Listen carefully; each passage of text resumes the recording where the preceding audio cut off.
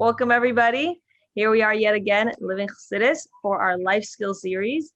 Today, we have the great zchus of having Irit Lang. She is a doula, and she's been part of the birthing community in New York for 15 years.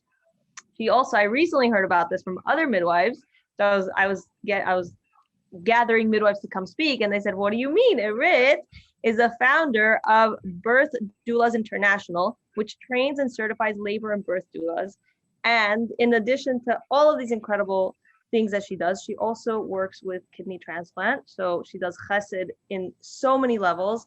And I think the best part of it all is that she's been my favorite neighbor. Don't tell anybody else. She's been my favorite neighbor for the past 9 years that we've been living almost together. So thank you so much, Irit, for sharing all of your wisdom with us, and we can't wait to hear more. Michal, thank you for the introduction. I really appreciate that. It's great to have you as a neighbor too, really.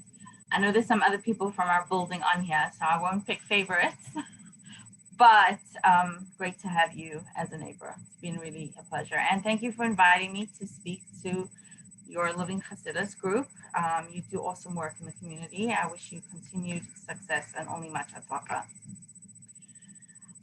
Okay, so as Michal said, I've been a doula for 15 years. I have mainly worked with the Crinite community, sometimes Bar Park, Williamsburg also, but mainly doing births in the New York area. So some of the information I'm going to share tonight touches on what to look for when hiring a doula, what a doula does, how a doula can help you prepare for birth, some little tips about what birth is about, and then how to choose a hospital and a provider. I will go through all the main centers in New York and what the pros and cons to each center is to help you pick the right center for you.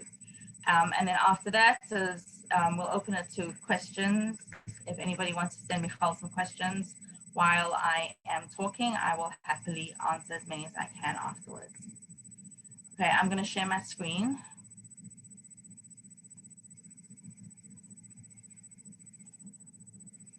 Okay, you can see it? It's clear? Okay.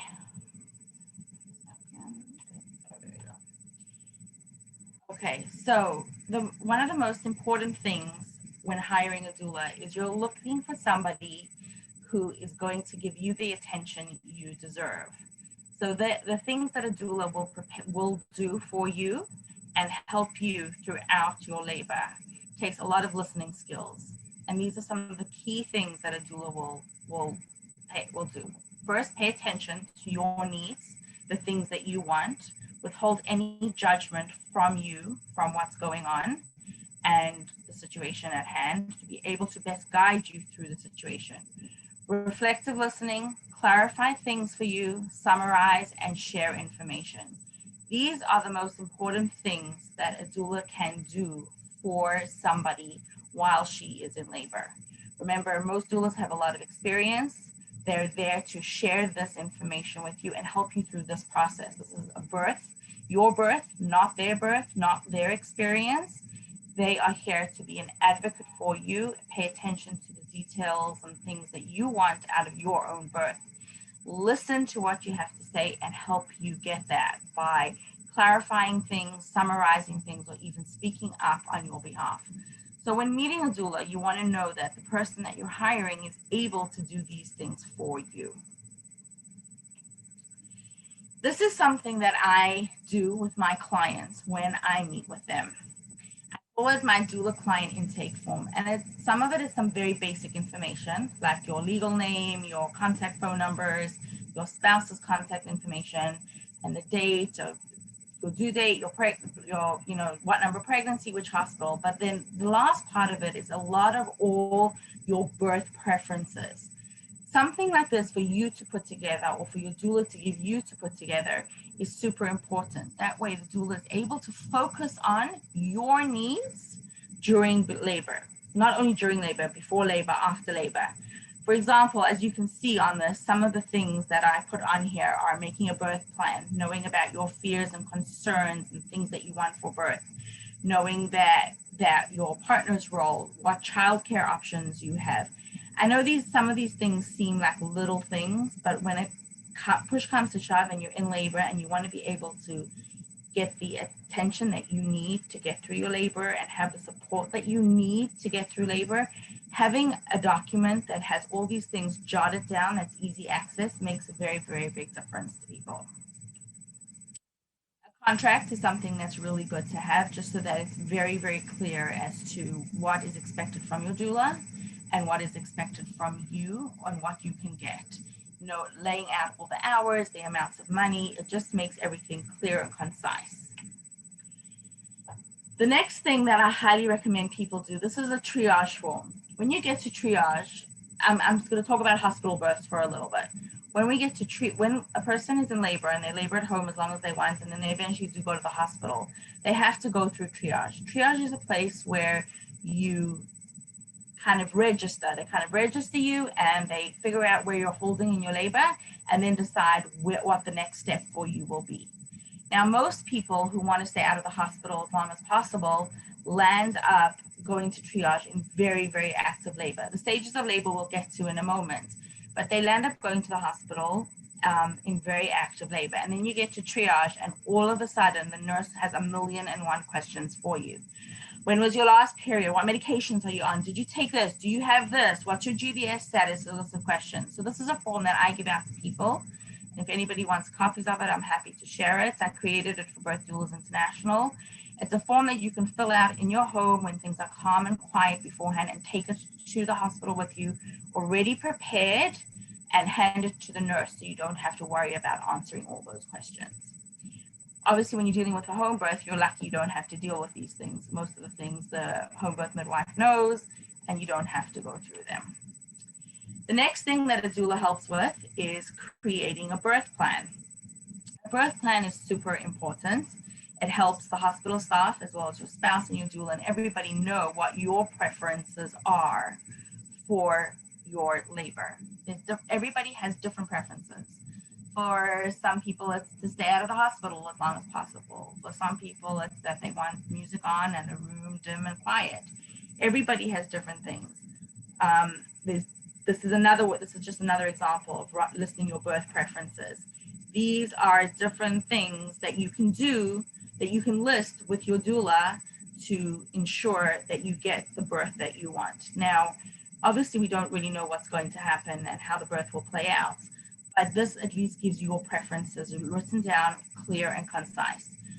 Towards the end of this, we're going to go through the different hospitals and what's realistic for each different hospital, which is something that you need to consider when making a birth plan. For example, if you decide that you want to labor in the tub and you want to give birth in a tub and you're delivering in a hospital that either doesn't have tubs or doesn't allow somebody to labor or birth in the tub, then you can't list that on your birth plan or on your list of preferences. So this is another part where the doula can come into play. The doula knows what goes on in that hospital, what's usual with the practice that you're using so that your birth plan can be realistic. For some people, I know I get calls for a lot of people who are just in early pregnancy trying to find the right doctor. And I always tell people there isn't one doctor or one hospital for everybody. It really depends on your birth preferences and what you want from your labor.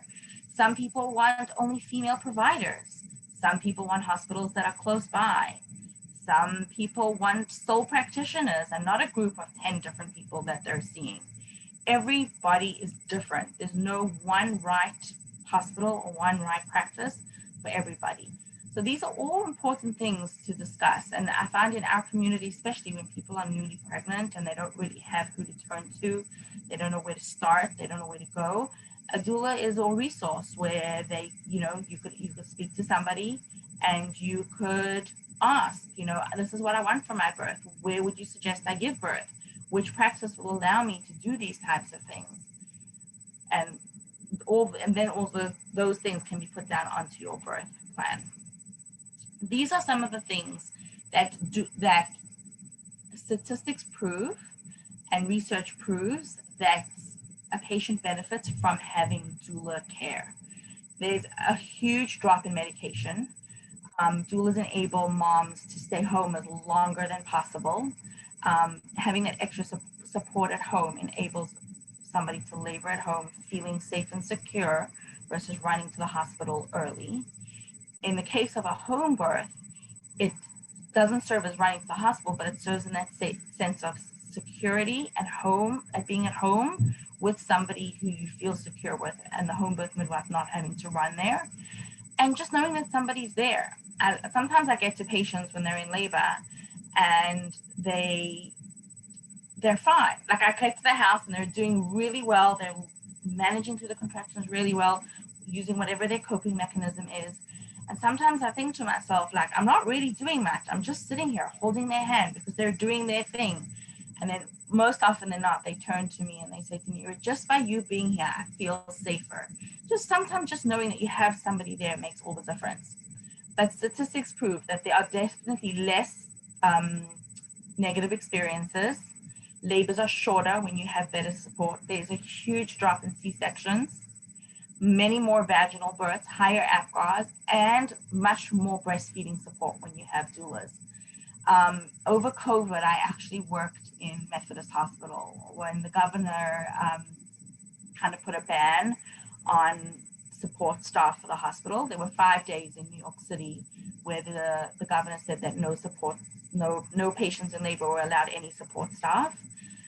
Methodist Hospital actually quite impressively, instead of just kicking all family out, they actually hired doulas on staff to be there to support families, to support laboring women. Thank God there were only 5 days in New York City that there was no support allowed. After that, the governor only said one person. So people were left to choose between husband and doula. And that's where a lot of the doulas at Methodist landed up filling that void, where people were able to bring their spouse. And then when we were able to move around the floor and help people in a doula capacity. It's a little bit different to hiring somebody privately. You don't get all that benefit of meeting them before and creating a relationship and learning about the patient's birth preferences beforehand, but it was better than having nothing and only having to choose between spouse and doula. But one thing that Methodist even noticed is that over the time of COVID, bearing in mind everybody was worrying about all the people who were sick, their numbers of breastfeeding patients skyrocketed while the doulas were there, because when we weren't in labor and delivery, we were helping mothers, supporting mothers through breastfeeding. And there were many, many, many women who never thought that they could breastfeed or never thought that it was even an option for them, who landed up breastfeeding. And it really, really makes a difference. Having that extra support, having somebody to turn to makes all the difference in having a smoother, better experience. Just to outline the basics, doulas offer emotional support. They educate the family, physical support. They advocate for the patients and give resources. Technically, a doula is not allowed to provide any medical advice, not able to do any medical procedures. But it's the type of thing where the doctor says, I want to give this medication or I want to do this procedure. And then you turn to the doula, should I do this? Is this something that I should be doing? The doula can lay out the pros and cons for each situation and help you make a decision. Turn to you and your husband and kind of figure out what's best for you in that situation. Very often, especially in New York City, I think that this is very different out of town, and it's also different for home births, is that the doctor's offices are very busy. You're in and out, the appointments are quick.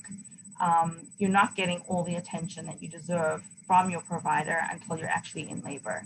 So sometimes having that doula to run things by, to talk to spend a few extra minutes on the phone with makes a very big difference.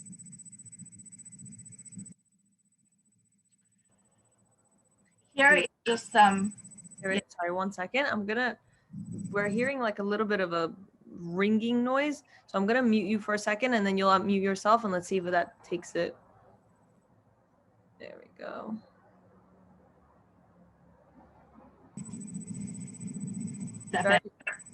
It's still ringing for some reason.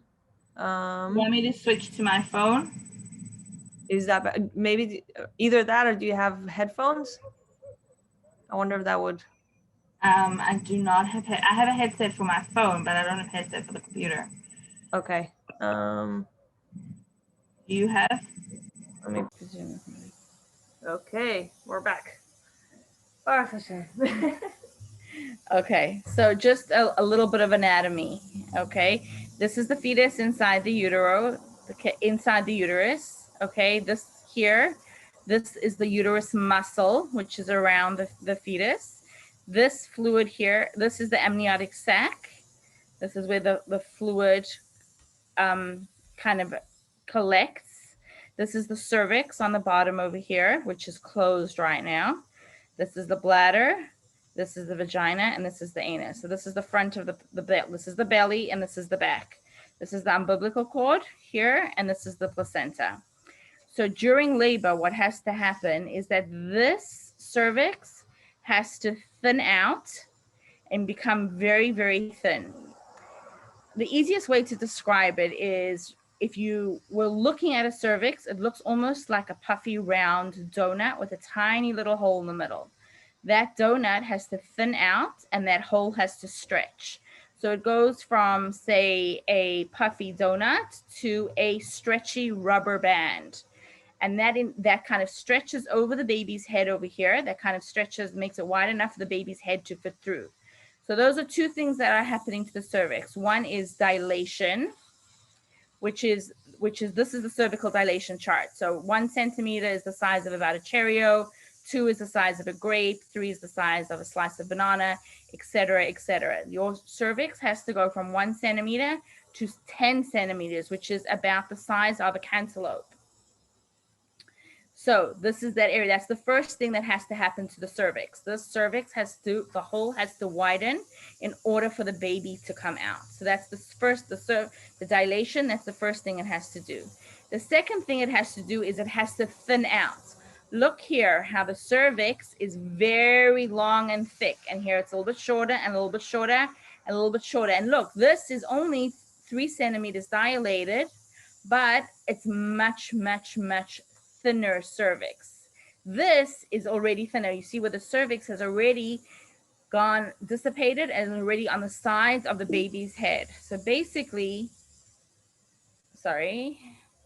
this cervix will open and shorten. So all this tissue will land up being right over here and leave room for the baby's head to come out. When somebody starts to push to deliver the baby kind of comes down under the pubic bone, which is here. How do I move this? 1 second. Under the pubic bone, which is here, and then out. Okay, this is the last thing that has to happen in the stages of labor, which is basically the station. So again, over here, this is with the two things that are happening to the cervix is it's dilating and it is effacing. It's thinning and it's shortening. And then it has to come lower and lower and lower. So when the baby's up in the uterus over here, the baby's at, let's say, a -5. And then the baby kind of gets lower and lower and lower and lower and lower in labor. When the baby's head reaches the ischial spine, the baby is known to be at what's called 0 station, which is where you want to be when you start pushing to deliver a baby. That's where it's a good sign that the baby's on the way out. Anything +1, +2, +3 is when you're considered crowning and the baby is coming down. So when somebody's in labor, the 3 things that they will share, the 3 numbers that they will share with you to see how your labor is going are the effacement, the station, and the dilation. This is a very cute short video that I'm just going to show everybody so you can get in a little bit of an idea of what it means to efface and dilate. I hope it's going to work. Let's see.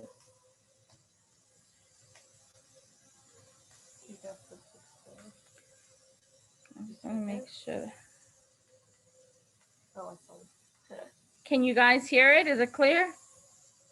Make it bigger. Click to enlarge. Balloon exercise. There we go. This was something that I got from a fantastic workshop called Stomp Out Boring Childbirth Classes. If you ever have a chance to attend that workshop, it's fantastic. So I don't think they can hear. How do you know? You want to go to the chat?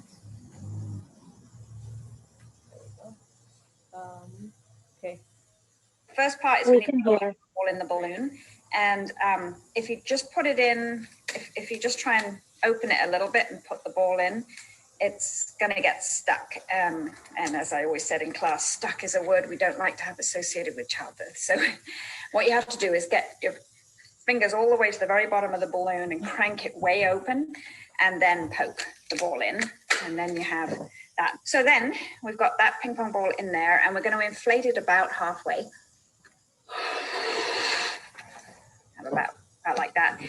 And then you can let that ping pong ball settle into the neck of the balloon. Sometimes giving the neck a little tug really helps. And then you can let go of it and it'll stay inflated. And I show people how if you just squeeze the side of the balloon like this, not much is happening to the neck of the balloon here, and it's not opening very much. These are the Braxton Hicks contractions that are just practice contractions that are more and more common towards the end of pregnancy, but they don't do all that much to what's happening to the cervix. So real contractions happen at the top of the uterus. That's where the power of contractions happens. It's the muscle fibers at the top here getting shorter and thicker, which squeeze the top and then pull up on the side of the uterus here. And just like with real contractions, I have everybody just squeeze and then let go, and then just squeeze and let go. You just have to do a little bit at a time. And you can see how we're getting that effacement or thinning of the cervix down here. And not much dilation is happening while we're still working on shortening the cervix here. And this is a lot of the work that's going on in early labor. It's mostly about that shortening and less about the dilation. So once we get to much more effaced, much more thin, then we're going to start dilating the cervix there. And a lot of people get kind of nervous at this point. It's like, oh no, it's, you know, I don't want to push. So we always have a bit of a joke. It's just like actual labor, where you'd be like, it's okay, just breathe, do it gently. You're stretching beautifully. And then just give it one more push and the baby will be here. There you go. Okay, how do we go back? Next slide. No.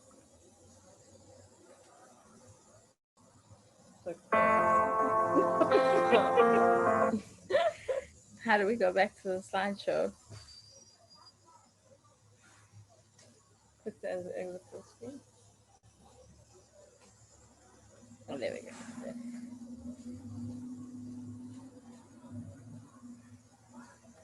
Okay, so just to give you a little bit, in very short, a recap of what the stages of labors are and what somebody is experiencing.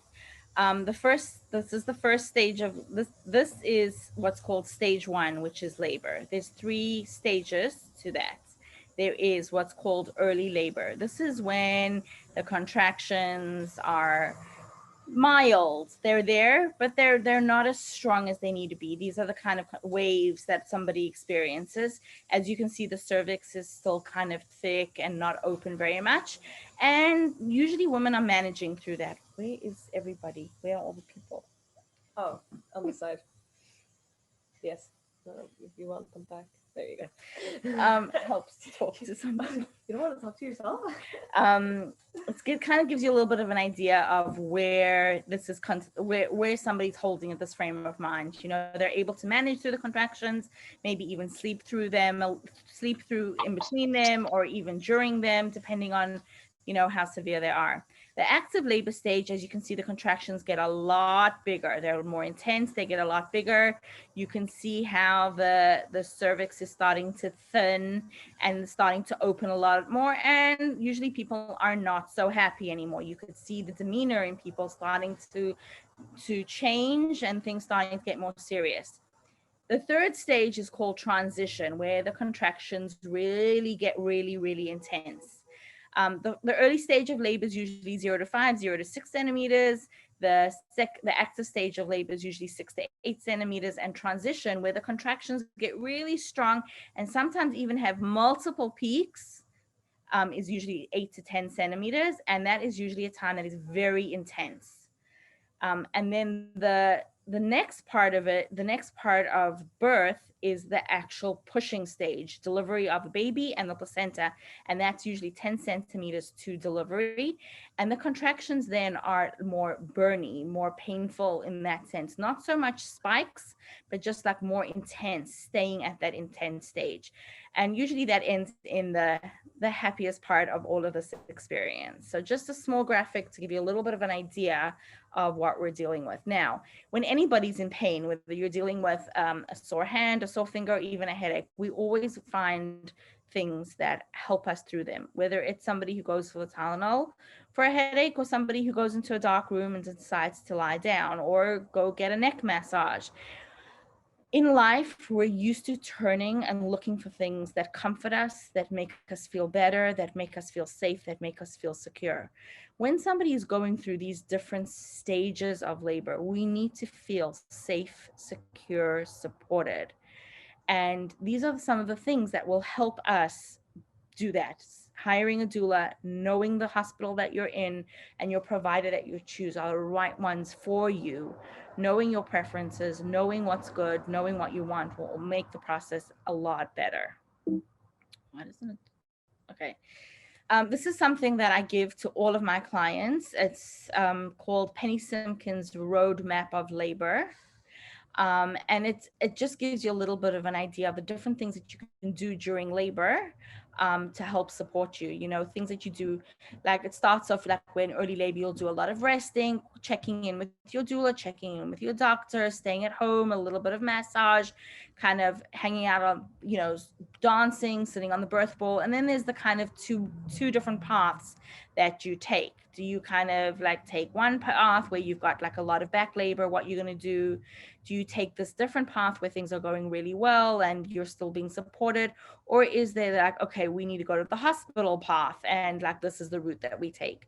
So this is just something that is very helpful. There's a lot of things along the way, diagrams and pictures for you to see all the different types of birth, whether it's a home birth, whether it's a hospital birth, all the different options out there and things to do along the way. But with labor, the most important thing for women to know is that we need to plan, but we also need to let go. We need to know our information. We need to have resources at hand. We need to have good support. But at the same time, birth could take any route. There's no way to know which route birth is going to take. And the most important thing is to have that information so you can make decisions in the moment, feel supported in the moment, and feel like you can get through it, that you have the support you need to get through what's coming your way. Fear, tension, pain there is this a fear, tension, pain cycle which goes on and on and on during labor. It's something that could start, that comes either from fight or flight, stress and anxiety of a birth. It can go into tension, whether it's in your legs, in your pelvic floor, even in your jaw, and then it can cause fatigue, and then that decreases oxygen to the uterus, and that increases lactic acid, which increases pain, and the fear cycle just continues. By using different things to support ourselves through this time that we know has fear and pain associated with us, we do much better. The results are better, the outcomes are better, moms are happier, moms feel safer. And a lot of these things, hiring a doula and the right support, are things that can help you through that. One other thing I want to touch on before I go into hospitals is affirmations. This is one of the affirmations that I give to a lot of my clients for people to use, different things that you can use. It's very important for you to find something that works for you, that helps center you, calm you, relax you, and brings you to a place of feeling confident, supported, and a lot of trust with the people that are around you. So these are some ideas that I give to my clients to use, but you can make your own. And it's just important to have what you need at that time. Anytime anybody goes through something that's stressful or changing or painful, we want as much support as possible. And this gives us a little bit of things as something extra to help us. As you see, some of these things are reminders. Some of these things are expressions, different things that people could use. Okay, the next thing we're going to touch on is talking about postpartum. But before I get there,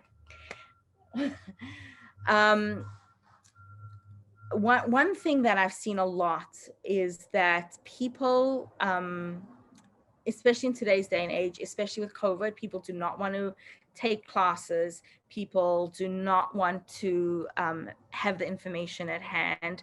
As a matter of fact, I feel like a lot of people live in this little bubble and they're like, no, I just want a natural childbirth and I'm going to walk into the hospital and everything's going to be fine. Or, yeah, I hired a home birth midwife and I hired a doula and my baby's just going to come.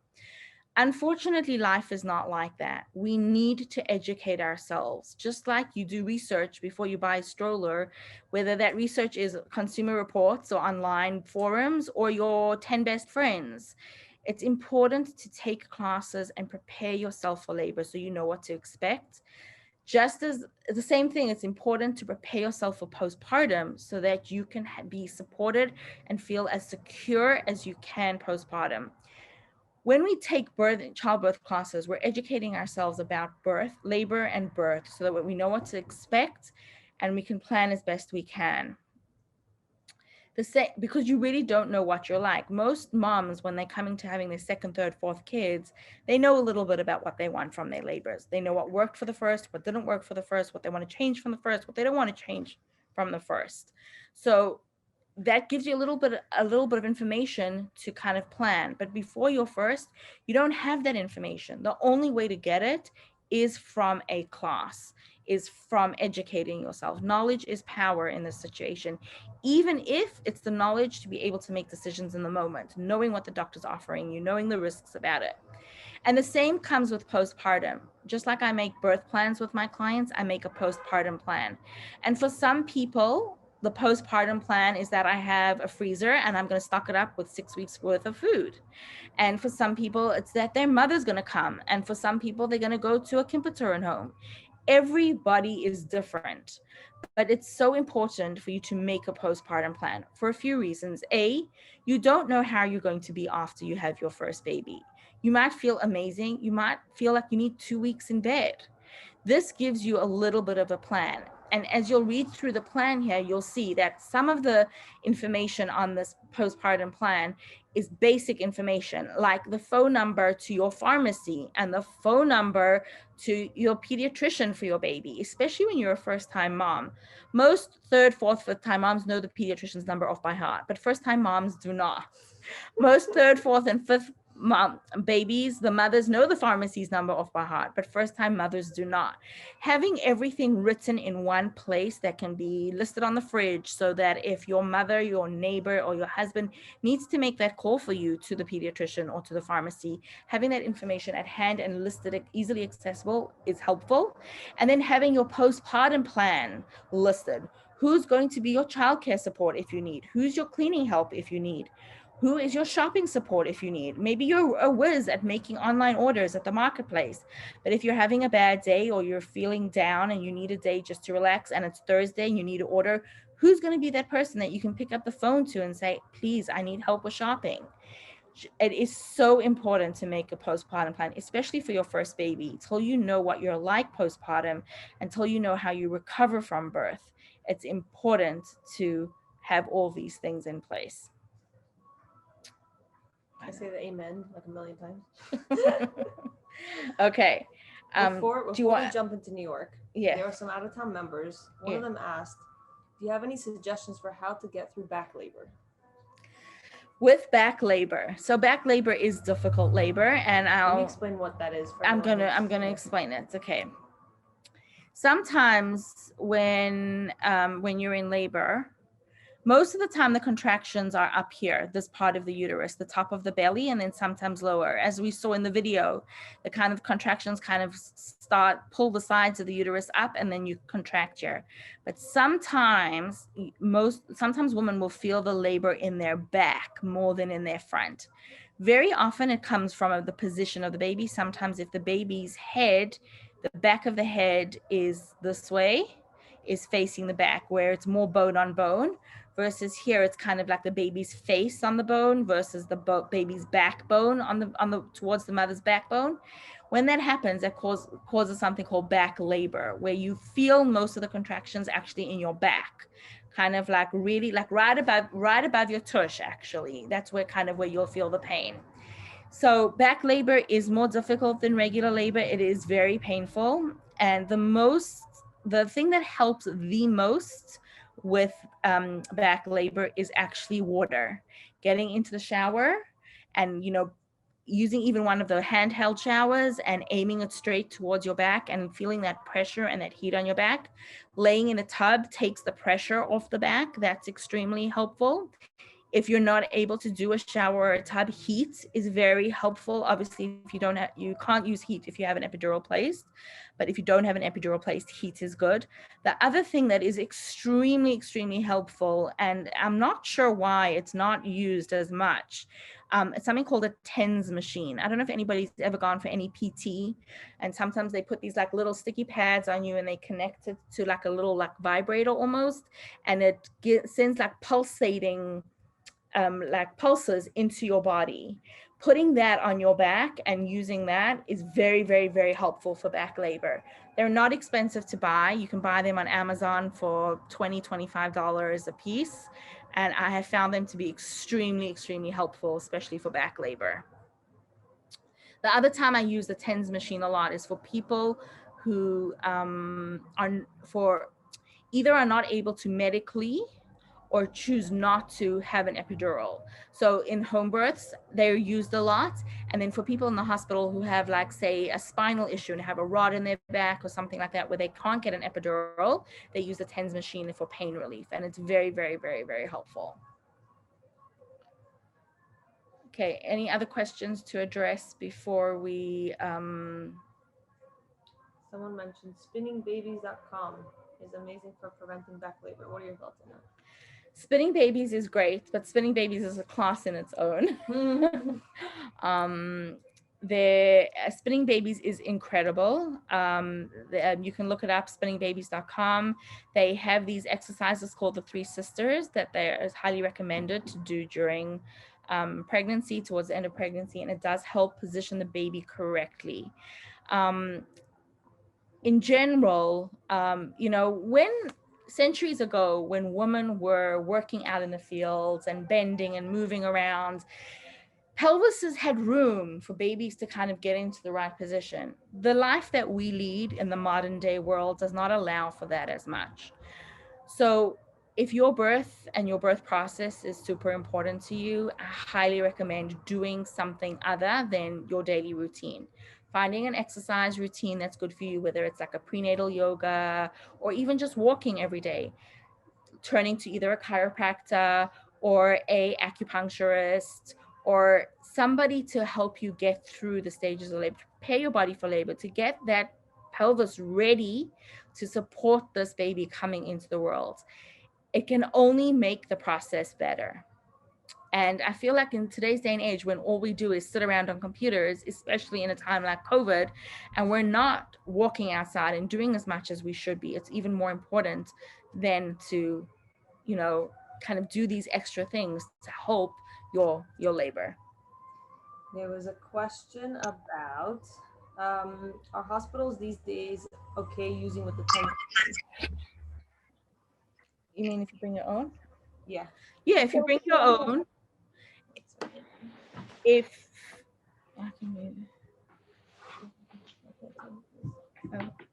you bring your own TENS machine to the hospital, they are okay if you use it. I've done it many, many times. They are not a fan of it. If you have an epidural placed, they don't want it, which is most likely not needed when you have an epidural placed. And sometimes I've seen when if baby's heart rate is having a hard time, sometimes they would say, we need to kind of track the baby's heart rate. Sometimes the pulsating interferes with the tracing that they're able to pick up of the fetal heart rate. So sometimes they'll tell you, can we do 1 off, 1 on, 1 off, 1 on, or 2 on, 2 off? This way, give it a little bit of time. But it's not very common that they make you stop using it. I've only seen that happen once or twice. Another question is, what's your opinion on One Strong Mama exercises for helping baby get into the good position? She's great, One Strong Mama. Highly recommend them. Awesome. Okay, I think we're Good. Okay, so we're going to move on. We're going to talk a little bit about the hospitals. I am going to preface this part of the talk with the fact that we are living in COVID times, and things are changing every day. There are some hospitals that are stricter during COVID, some hospitals that are less strict during COVID, and again, even what's going on today in one hospital might not be what's going on in tomorrow's in that hospital. So the best thing is, if you are delivering in a hospital, that you need to regularly check with your provider towards the end of pregnancy what is allowed and what is not allowed. So I'm just going to go through the hospitals one at a time, and if anybody has any questions afterwards, we could do. I'm going to start with the most commonly hospitals used closer to the Crown Heights community, and then we'll move out to other ones. So Maimonides, one of the great things about Maimonides is a lot of from doctor options. They allow 2 people in triage. There's early dismissal, which is optional. So most hospitals give you 48 hours in the hospital. Some mothers want to leave earlier, so they have that option. Unfortunately, triage, there is a long wait in Maimonides. There is a lot of women there. It's a very busy hospital, and there is a long wait there. Brooklyn, there's a lot of Brooklyn doctors' offices. It's close proximity to Crown Heights. It's a baby-friendly hospital. There's a lot of midwives there, which is great. The Borough Park midwives is a big group there that are fantastic midwives. They accept Medicaid, which is great for a lot of people in our community. Their NICU is a regional perinatal center, which is a great center, and they have a pretty low C-section rate of 25.50%. Unfortunately, with COVID, they are requiring doulas to have a certification. Doulas must sign in, and they're only allowing 1 support person besides doula. So that's, say, dad and doula are allowed. For people who want to be near the frum community, it's a great option.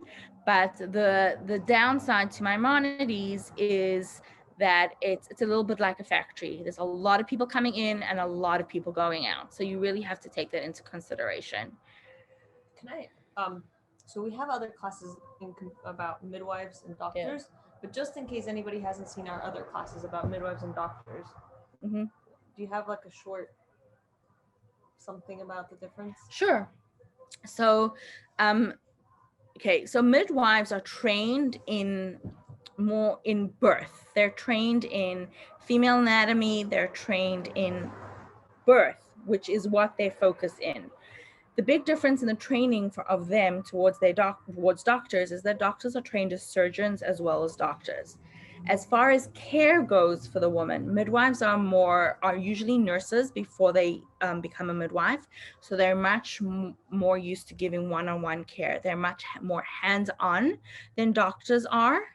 The big difference in the care goes is when it comes to birth, they can all do the same thing. A regular vaginal delivery, they can all do the same thing, doctors and midwives. When it comes to procedures, that is the big difference. So smaller procedures that can be done in the office, like for example, inserting an IUD or going for a regular annual visit or anything like that, can be done by a midwife or a doctor, but any surgical procedures need to be done by a doctor. So that's the big difference between the two. Is there a difference in treatment? So the midwives are much more hands-on than the doctors. Doctors are more hands-off. Midwives are much more hands-on. You'll never find a doctor who'll sit next to the patient's bed and, labor with them, but the midwives will do that. Okay, I hope that answers your questions. Yeah. Methodist, they generally don't have an early discharge option, but now during COVID they do. And that's something that they might stick with. I've been hearing things about that. So that's a good thing. Only 1 person is allowed in triage. Sometimes triage can have a long wait. There's local doctors' offices. It's close proximity to Crown Heights. It's a baby-friendly option. Lots of midwives there. They accept Medicaid. It's a level 3 NICU, and they have a C-section rate of about 33%. Doulas are allowed.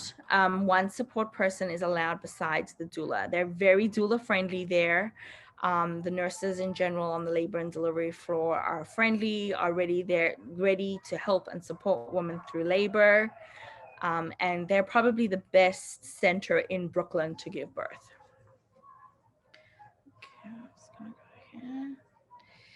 Okay, let me just move this. Which one is this? Okay, I'm gonna do Staten Island first, then we'll go to NYU Manhattan. Staten Island. Sure. Thank you. I was wondering if you could share have you assisted moms at home births? And I was wondering if you would want to share your experience of helping moms in a home versus helping moms at the hospital. Sure. I'm going to talk about that afterwards. We're just going to go through all the different hospital centers, and then we're going to go into home births. Okay, thank you. Okay. All right. Staten Island Hospital is from doctor's options. They only allow one person in triage. They have an early discharge option. Usually there's a short wait in triage. Unfortunately, due to COVID, there's a typo there, I'm sorry. Unfortunately, due to COVID, the triage is a little bit different. I'll go through that in a second. It's considered a decent proximity to Crown Heights. There are hospitals that are a lot further. It's baby-friendly hospital. There are no midwife options. There are Medicaid providers.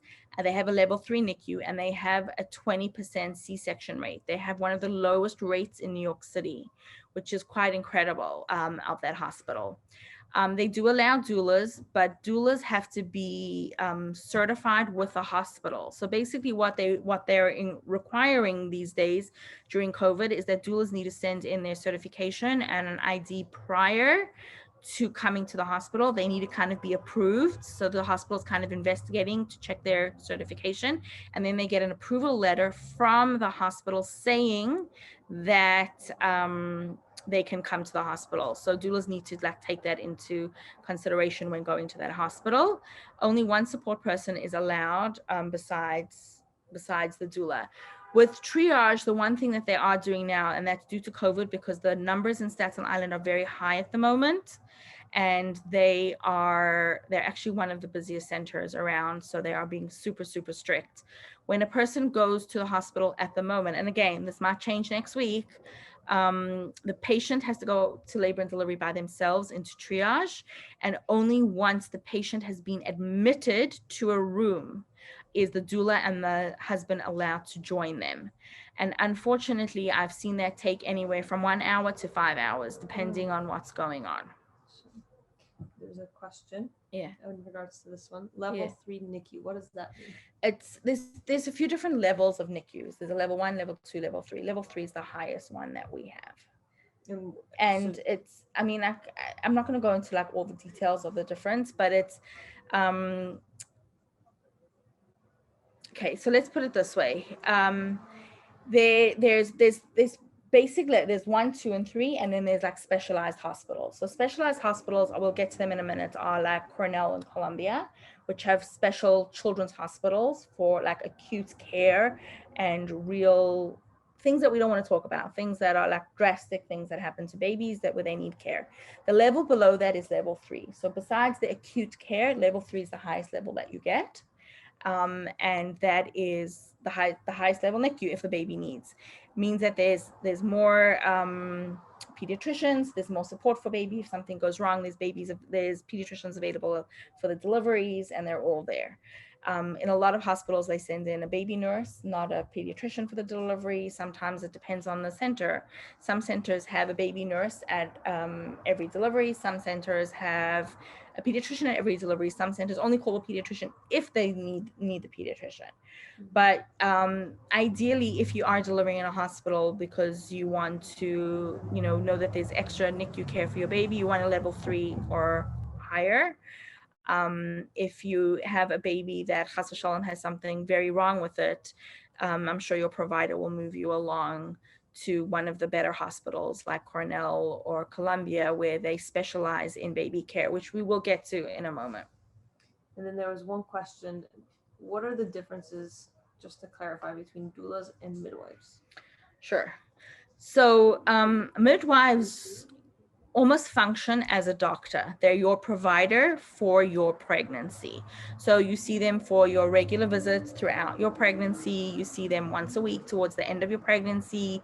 They're there to deliver your baby and give you postpartum care. They will be there to, do anything that needs to happen during labor, deliver your baby, stitches if needed, or whatever needs to be done. Doulas are there to give you emotional and physical support for labor and birth.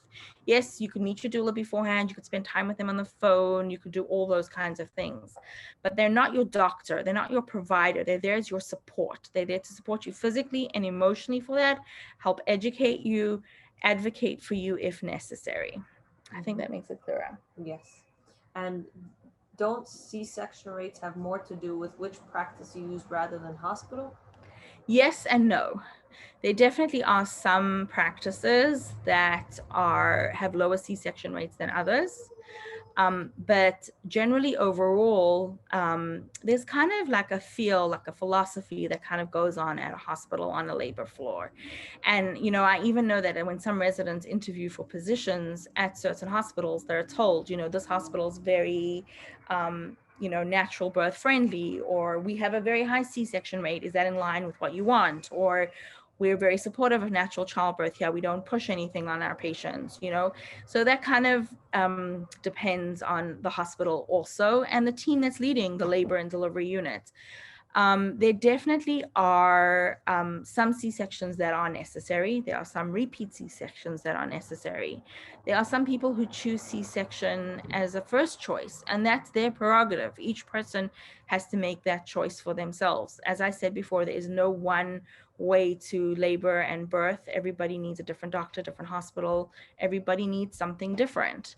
I'll give you an example. I was at a birth a little over a year ago of a woman who, her and her husband were married for 15 years, and this was their first kid. They went for years and years and years of infertility, and she decided that she didn't want to labor. She wanted to have a C-section. And she got a lot of flack from a lot of people, but at the end of the day, it was her and her husband's decision, and that's what they chose. And when they hired me as a doula, it's not my place to turn around to them and say to them, I don't think you should do this. I'm there to support them in their choice, in whatever they have chosen to do for that labor, for that birth. Okay. NYU Manhattan. The nursing staff are incredible there. They're really, really above average. NYU's nursing staff have actually won a lot of awards for their care. They have the specialized baby care that I was talking about. And they have an excellent postpartum depression care unit. Not during COVID. They do allow 2 people on triage. During COVID, it's only 1. They don't really recommend early discharge. Sometimes there can be a long wait for triage. Very few of the doctors have a Brooklyn office. Most of them are in the city, but the actual hospital is pretty close proximity to Crown Heights. It's a baby-friendly hospital. There's very limited Medicaid providers there. There's only 2 or 3 providers that take Medicaid at the whole hospital. Most of the providers there do not. There is no midwife option at NYU. And the NICU is what's called a regional perinatal center. It gives that exclusive baby care, that specialized baby care that I was talking about. Doulas are allowed in with a certification. They ask the doulas there to sign in, and one support person during COVID is allowed with the doula at this moment. Again, that could change anytime. NYU Brooklyn and NYU Winthrop are pretty, two like NYU sister hospitals, pretty similar in a lot of the things that they offer. So we'll start with NYU Brooklyn. They do have an early discharge option. The triage seems to be a very short wait. They were allowing 2 people in triage before COVID. Now they are only allowing 1. There's a lot of doctors that have a Brooklyn office. They're baby-friendly hospital, lots of midwife options there, Medicaid providers. It's a level 2 NICU. But knowing that they do, because they're a sister hospital to NYU, if there's any babies that need a higher level NICU, they transfer them to the NYU in the city. So they have that option. They have a C-section rate of about 33%. So it's still pretty low. During COVID, they allow doulas in with certification, one support person allowed in triage, and one support person besides doula allowed in the birth. NYU Winthrop has a lot of MFM care. MFM stands for maternal fetal medicine, which is basically for women who are extremely high risk, women who need extra care during their pregnancy, whether they are diabetic or have bleeding issues or anything else that's going on. They do have that care there, as well as NYU in the city. One of the disadvantages of NYU Winthrop is that there is no doctor's office local. It's a good 45-minute drive, if not more, from Crown Heights. There's a great group of doctors who work there that a lot of people like. There are midwife options in the hospital if you want that. There's limited Medicaid providers. There are some, but they are limited. It does have a regional perinatal center, that higher level NICU we were discussing. At the moment, their C-section rate is a little bit higher than the other centers. It's a little over 41%. But I know that recently there's a firm doctor that moved his practice there, and he's really working to bring that down, which is really, really, really great.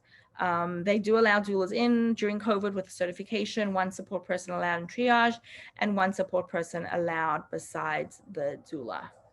A lot of people go there because they feel like it's NYU care, but it's not NYU the city. And again, the disadvantage is that it's not so close.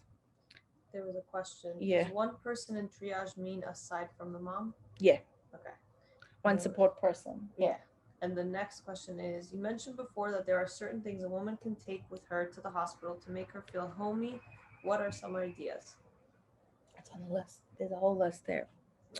I'm going to go back to that list. Somebody asked about what one can take with them to the hospital. And this is the list I was talking about. I didn't read through the list, but pillows from home, any soft fuzzy blankets from home, anything that will make you feel homey. You know, I've seen people bring candles and lights and things like that. And then the rest of the stuff on this list are more practical things, but those are the types of things that you want to bring from home. The one thing that I see people bring the most are pillows and their soft lights, candles, not real candles, but like flickering candles. They don't let you light candles in the hospital. At home that you can, but the fake candles, and anything else that you want, you're really allowed to bring, as long as it's not anything that's like danger. Yeah. There is so much to talk about when it comes to birth. We could talk about this for 20 hours, there's so much, and also we're running through this super quickly, doing the best we can with what we have. And, also focusing on this topic. And the other thing is that Michal, if anybody wants to reach out to me on a personal basis to try to find a doctor or a hospital, I'm always available to talk to people. Okay, these two hospitals are North Shore and LIJ. They're both in Long Island. North Shore has a lot of firm doctor options. There's maternal fetal medicine care. They used to allow 2 people in triage before COVID. Early discharge is not really an option. They do discourage it. But there is a very short triage wait. There is no local doctor's office. It's also pretty far from Crown Heights. It's a baby-friendly hospital, but there are no midwives there, and they are very limited Medicaid providers. There might even only be 1 or 2, at this moment.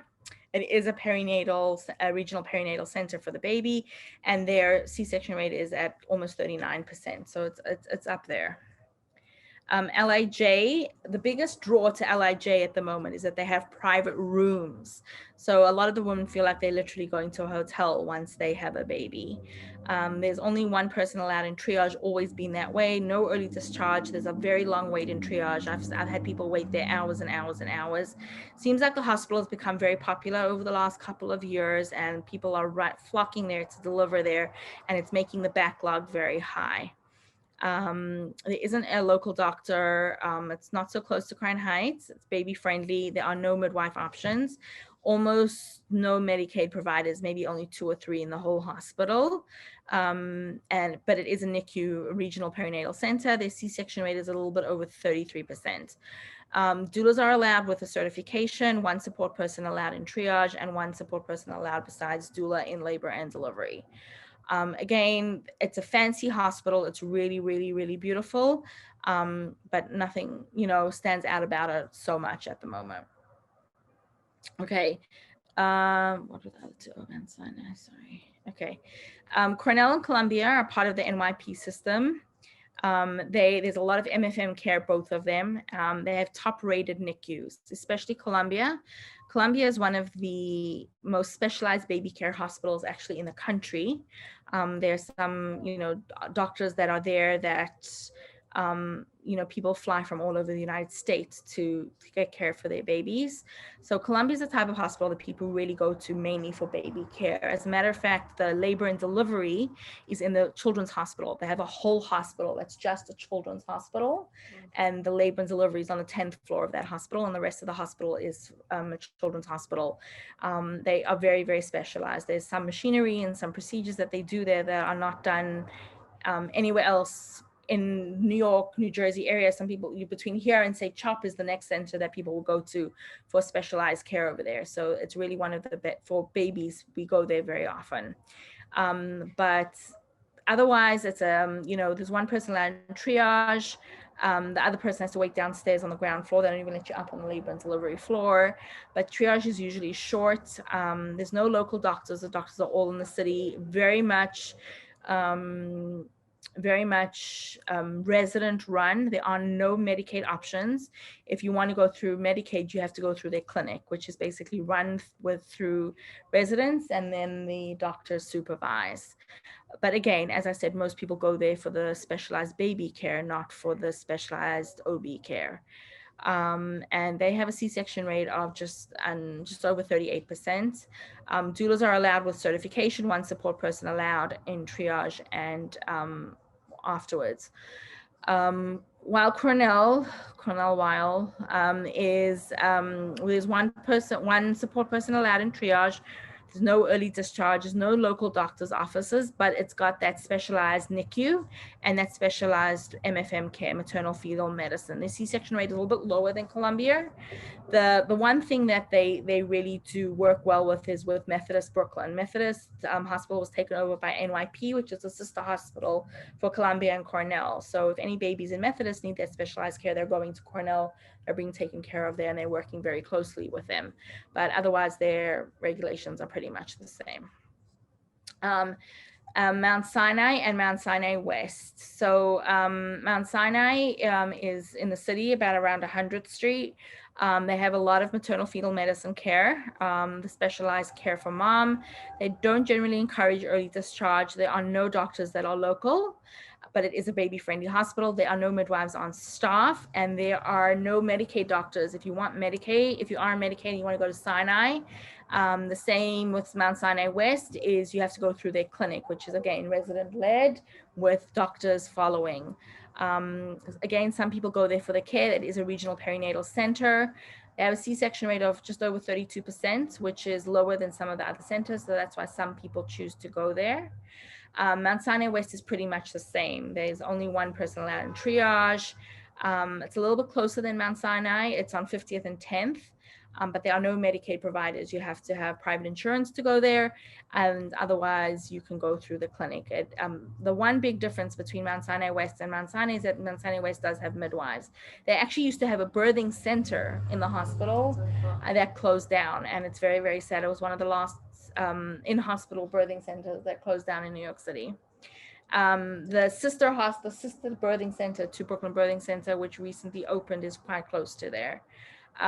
The one very big difference with Mount Sinai versus any of the other hospitals at the moment with COVID is doulas need certification, but they are testing everybody. So in all the hospitals at the moment, when you get admitted, a patient, the mom gets tested for COVID, and in the Sinai hospitals, the doula and the dad get tested as well.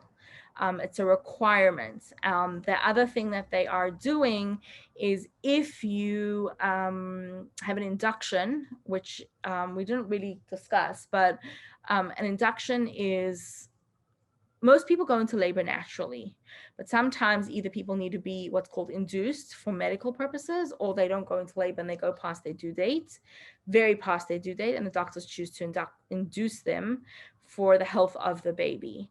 So when that happens, it's kind of an appointment. Your doctor will tell you at your visit, we need to be induced, and so please come to the hospital tomorrow night, or, in 2 days from now, or whatever it is. So with COVID, the one big difference that Mount Sinai is doing is that if you are being induced, you have to go 24 hours before to get your COVID test. Doula, dad, and mom have to go 24 hours before, otherwise they will not let you into the hospital. They are making it a little bit harder than some of the other centers. There's a question. What does baby friendly mean? Baby friendly is a term that the hospitals are using where they do a lot of support to encourage bonding between baby and mom. So that starts from right away from when baby's born. Instead of cutting the cord right away, leaving the cord attached from placenta and baby, putting baby directly on mom's chest as soon as the baby's born, not cutting the cord and putting the baby in the warmer, leaving baby on mom for a full hour before removing the baby from mom to do any kind of shots or anything that's needed, and encouraging and giving a lot of support for breastfeeding. There's pictures and posters in the hospitals on every wall on how to breastfeed. Everybody's taking all these new classes to help moms breastfeed. There's a lot more support on being baby, not as in like, okay, here's the baby, now we got to do this, we got to do that, we got to do this. It's more about supporting that bonding, that time between mom and baby. And there's another, does a midwife need to also take a COVID test? A midwife? Midwives work for the hospital, so they generally don't need to. It's their place of work. They're considered a healthcare worker, and they don't generally need to take a COVID test. The doulas are only required to take the COVID test at the Sinai hospitals currently. Again, with all the COVID regulations, also because we're seeing a spike in New York City at the moment, with all the COVID regulations, things could change in 3 days. Things could be different. That's pretty much it. Okay. The next thing I'm going to touch on is home births. I just want to see what my next slide was. 1 second. Okay. So this article, I can send it to you afterwards. There's an article here that I put up. It's a study, but it highlights the effectiveness and the evidence of having a mother-friendly or baby-friendly childbirth. Just to give you an example of the COVID regulations that are going on in the hospitals, I put these 2 slides in. This was, as you can see, this was dated 11/25/2020, and these were guidelines for visitation. And it says very clearly, like, one support person may be permitted to L&D if patient requires prolonged monitoring and if social distancing can be maintained. They have rules and regulations. One support person or doula. They must stay in the room. You're not allowed to take a walk down the hallway, go to the vending machine and buy a can of soda. They're not letting patients walk around to the Bikur Cholim room. They're really being very, very, very strict. So just for example, this was on 11/25/2020. And then on December 15th, the Department of Health put this out, telling hospitals that they do not need to ask doulas for any type of certification, whatever, at all. And they are recommending that hospitals do not do that. They were calling it, the words that they used were over here. They were saying, requiring doulas present certification in order to accompany a client during birth is an example of undue burden to doulas and their clients. Wow. So this was, we're in the doula world, we're really hoping that the hospitals will take this recommendation from the Department of Health under serious consideration. We're waiting for it to become an official executive order from the governor, so that we can take away all these rules and regulations. But at the end of the day, when you arrive at labor and delivery and the charge nurse or the person who lets you into labor and delivery says to you, you don't have the right paperwork, you can't stay here, you have to deal with it at that moment, no matter what the executive order is. But this was kind of sent out December 15th. It got a lot of traction yesterday and today. So we're kind of hoping that within the next few days, this is going to become an executive order, and these rules and regulations of doulas having to have certification and requirements won't be needed, and that if a woman wants to take her mother with her to her birth, she could do that again, which hasn't been able to happen in the last few months. Someone asked if you could please show the mother-friendly slide once again. I can send it out to you. I can send it to Michal and she can send it out to everybody. Yes, everyone can but if anybody wants to like take a screenshot or something, there it is. And then in the meantime, someone's asking, what are some, other than comfort things? Oh, well, other than comfort things, what are some practical things that someone might need to pack? I guess you can also send out that list. That's not yeah, I could send out that list. That whole list that's on that slide there is very good. I can even send my personal list that I send to clients. The one thing that you want to know about packing for a hospital, technically you don't need anything. Technically you can arrive at a hospital with your cell phone and nothing else, and the hospital will provide everything for you that you need while you're there, from a toothbrush to a gown to shoes to socks, whatever you need while you're there. Obviously, it's much more comfortable if you have things that make you feel more comfortable, that are your own, that are more homey there. And then the things that you want, like the hospital's not going to provide a charger for your cell phone. The hospital is not going to provide any of the Jewish items, whether it's a shir amalis for the baby or a tichel or a pushka. Those things are not going to be there. And then there's some things that are just practical. I have a doula client who does not like the toilet paper in the hospital, and she brings her own roll. That's important to her. So that's important to her. You know, there's different things that are important to different people, and it's your birth, it's your experience, and it's not about somebody else or what somebody else wants. It's about what's important to you. Beautiful. Someone asked about your organization. What does it provide? How does it work? Birth doula. So Birth Doulas International, you're more than welcome to look at the site. It's birthdoulas.international.org.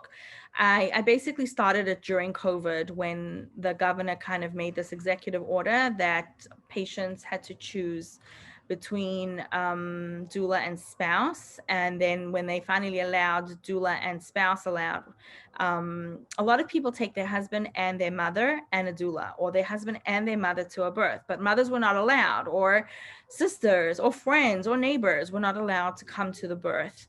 Unfortunately, we're living in a world where it should be a woman's choice. If she wants to have the whole village present when she has a baby, let her have the whole village. If she wants to have her 10 sisters there, let her have her 10 sisters. It's about her. It's about her birth. But unfortunately, we're living in COVID times and things are limited. So most of the biggest certifying agency for doulas is something called DONA. There's CBI, there's Ancient Song, there's a few different ones out there. And I decided that it was time to start one that was a little bit more practical.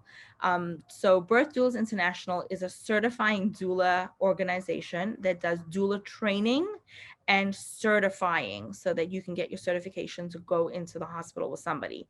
So we had a lot of mothers who have, you know, birthed their own 10 or 12 kids and then gone with 10 or 12 of their daughters and daughter-in-laws or, you know, nieces and nephews.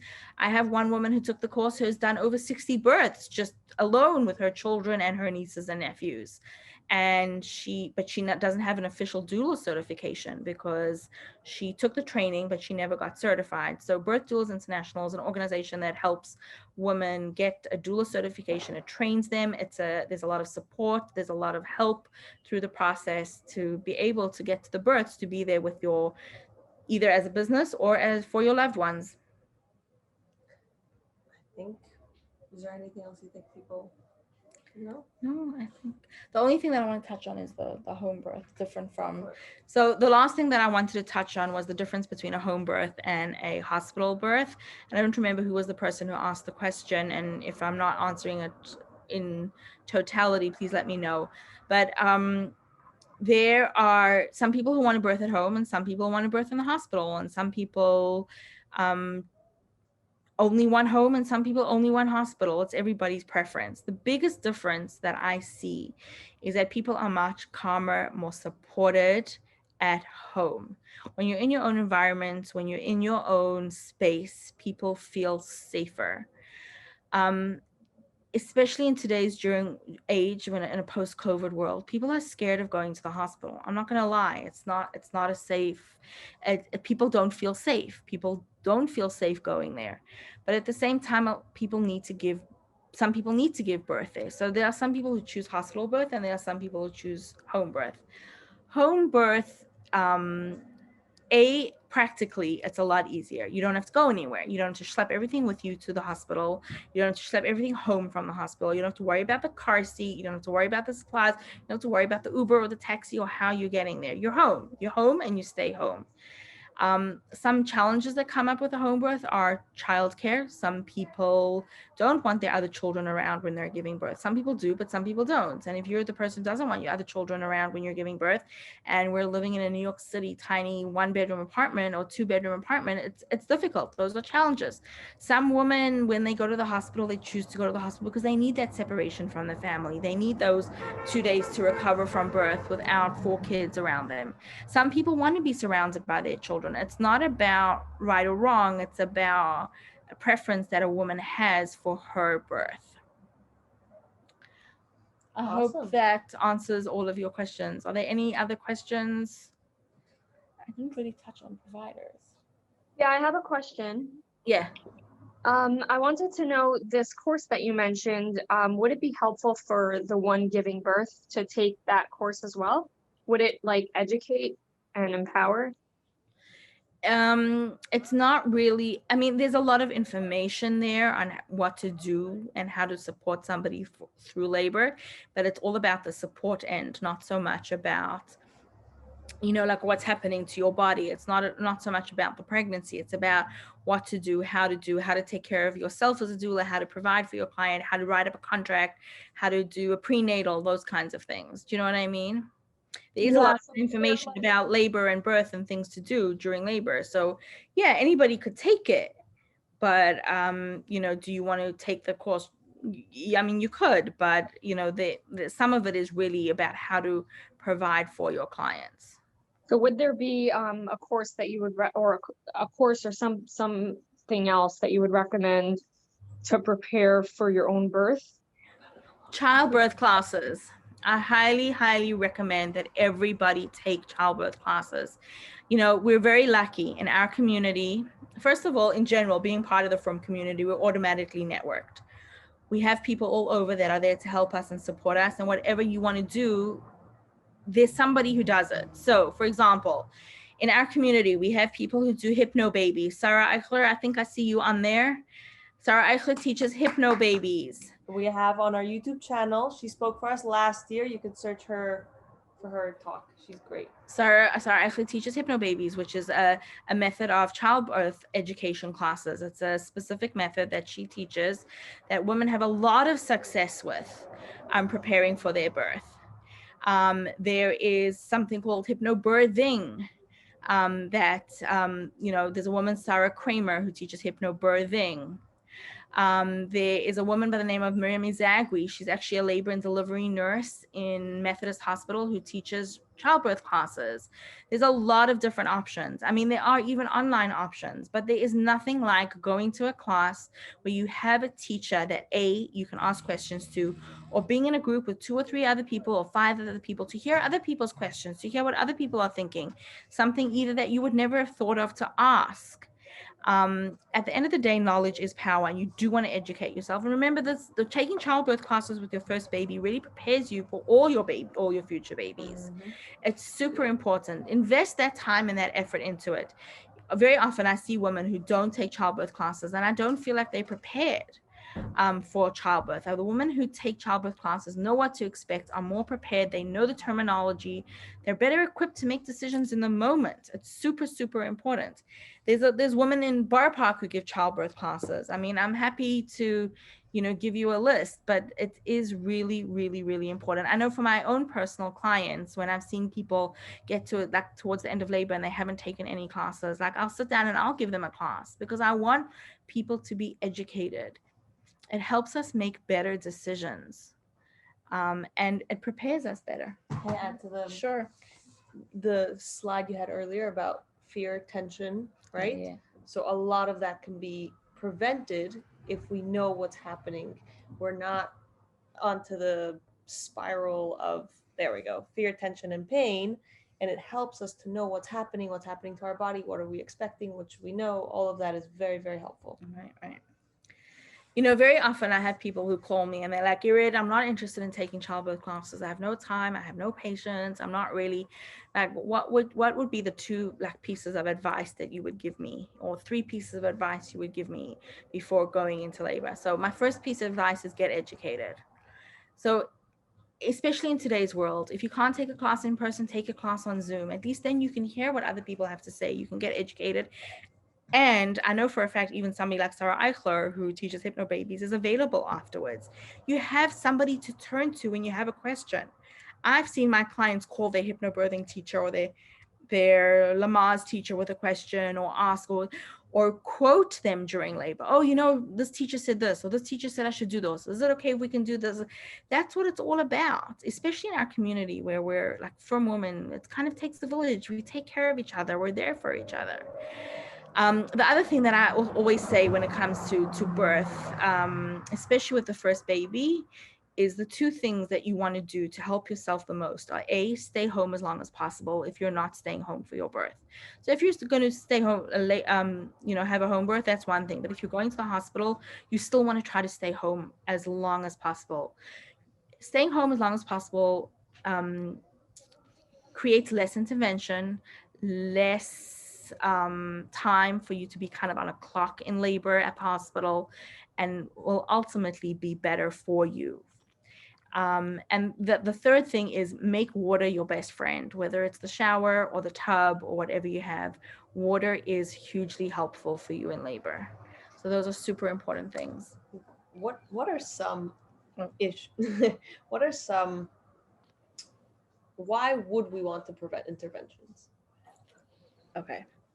So and how does that it's kind of what's called a ripple effect. Okay, so you have to look at each stage. So if a labor is going smoothly, meaning the patient is progressing, labor is getting stronger, baby's doing well, and everything's going okay, and you don't need any intervention, that's an ideal situation.